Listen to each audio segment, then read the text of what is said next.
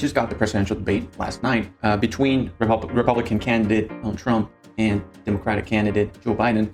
And a lot of questions are left unanswered. A lot of concerns are expressed by every voter, and it's been somewhat of a train wreck to see happen. And it's been almost jarring to see it happen live. In the world, every pharmaceutical company cannot have to pay. Thank you.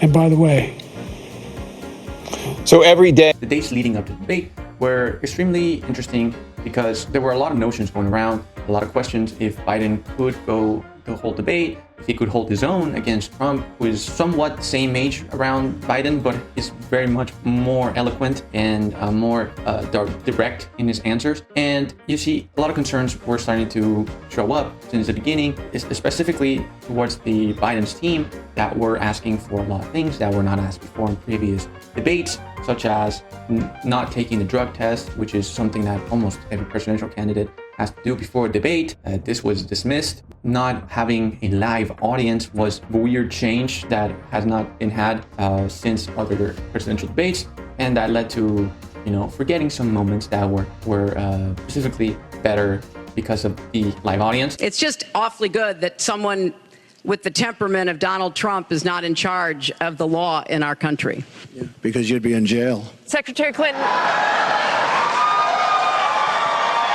And also, the third one being that there was going to be a change of format in the debate, whereas the debate will not have the dynamic the dynamic between having the candidates really just debate. It was more like a questioning, with each having to answer each having to answer a question directly, but having their own time, cutting off mics every now and then, and sometimes the candidates not even being able to respond to each other because it was more to answer questions. So it wasn't as much of a debate as more of a co-questioning. And before the debate, there was already foreseen a train wreck, because these are two presidential candidates that have been presidents before, right? This is both, for both would be a second term.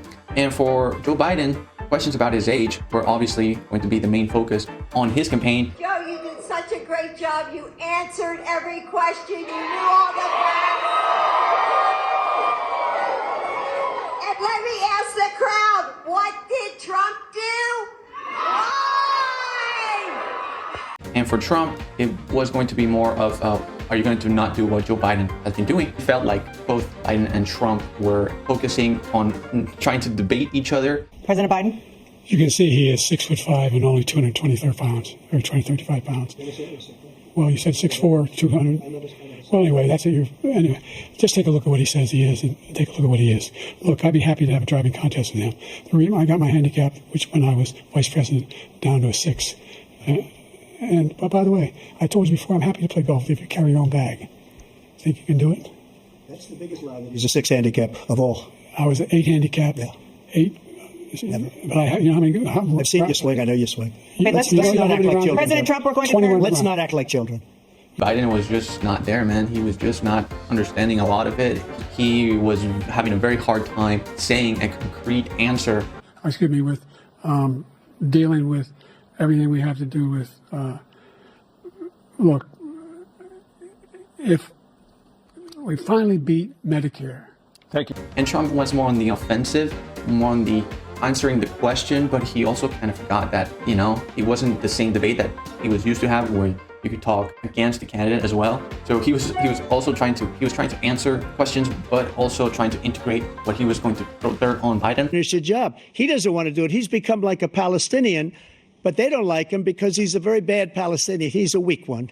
What were the sensations of the people, of the voters? What are people saying in social media? What are people thinking? Well, obviously, Republicans are having a party. They all think that it's pretty much one-sided vote. It's pretty much it's very easy to determine for them that the winner is going to be Trump. And voting for Biden would also mean a little bit more difficult to be happy with your vote. Everything that's not far right or far left, everything in between, or like right, left, and middle, it's really just seeing two old men fighting like you see them fighting in the streets. And yeah, just a very, very particular debate and a very, very particular voting poll that we're going to see in November. It seems that the debate left a pretty clear idea of both candidates and what they bring to the table. Thank you for watching. But you continue to provoke. It's so sad. We got it down to 35. We got to significantly increase the credit. The idea, if you lose again, I will absolutely. There's nothing I'd rather do President Trump, as I come back to you for a follow-up. ever with me. And he's going to take how Ukraine. much prescriptions they need. You know what that did? That reduced the federal deficit. We are very, very close to World War III. But by the way, I told you before, I'm happy to play golf if you carry your own bag. Think you can do it? That's the biggest lie that he's a 6 handicap of all.